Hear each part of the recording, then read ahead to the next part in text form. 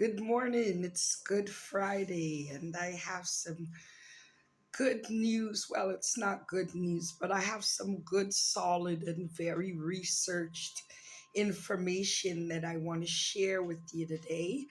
And while most of you here in Canada are off and chilling, I'm at work, so I just figured let me share some news with the Black community today. So I did some research and I want to share a few things with you guys. A census was done here in Canada in the year 2021, and there are 2.57 million South Asians that populate Canada. And this is because of changes that were made in immigration policies here in Canada. And I'll get to that point, what specific changes were made.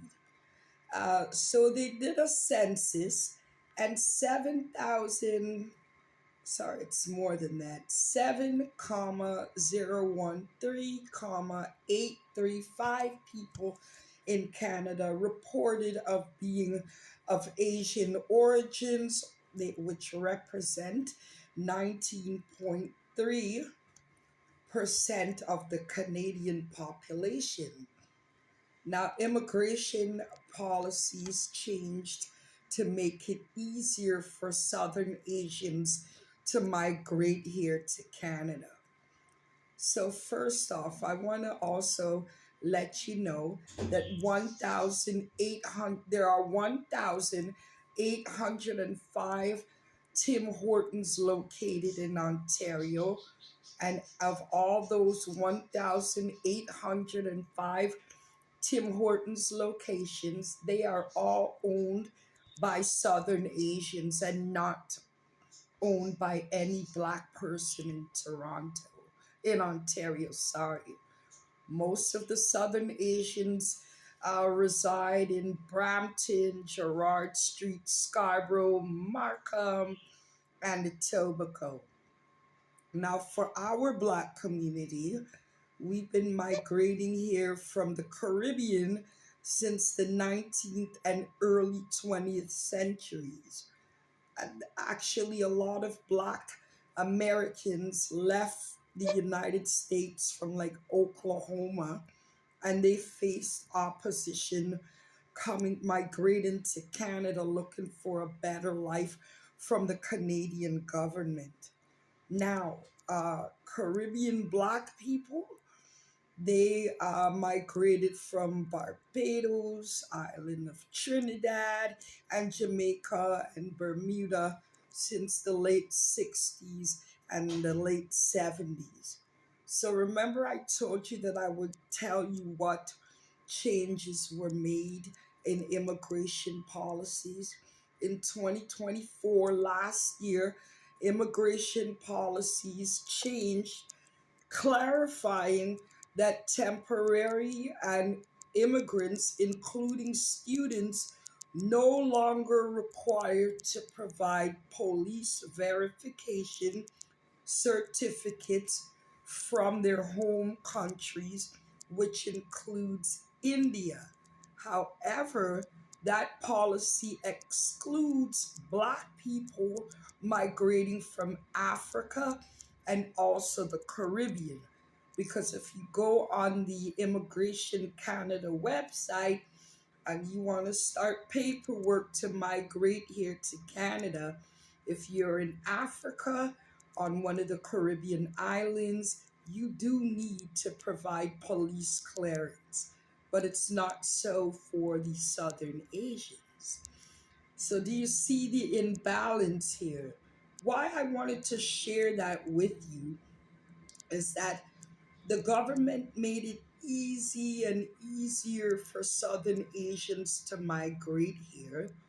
They own all 1,805 Tim Hortons locations in Ontario. What does that tell us as a people? You know, there's an African parable, and it goes like this: if there is no enemy within, The enemy outside cannot get in. But that's the problem with our Black community. Because we see those within our ethnic group as our enemy rather than our allies, rather than our kinfolk, rather than family, rather than a friend. Our war is waged internally instead of outwardly. You know, do you think that it's fair that we have been coming here since the 19th and 20th century, from the blacks migrating from the US, and then our Caribbean family and African family still have to endure providing police clearance checks? That means when we walk into a Tim Hortons location, we don't know the background of the owner or the people serving you a coffee. But in a sense, we have to take a look within. That those people that migrated here to Canada after we did are now owning every single Tim Hortons restaurant, a majority of the Walmarts based in Canada. That should tell us something. Our strategy is wrong. Do you see the importance of uniting as a people? Do you see the importance of learning how to live amongst each other without annihilating each other, without using by black hands depopulating our black population?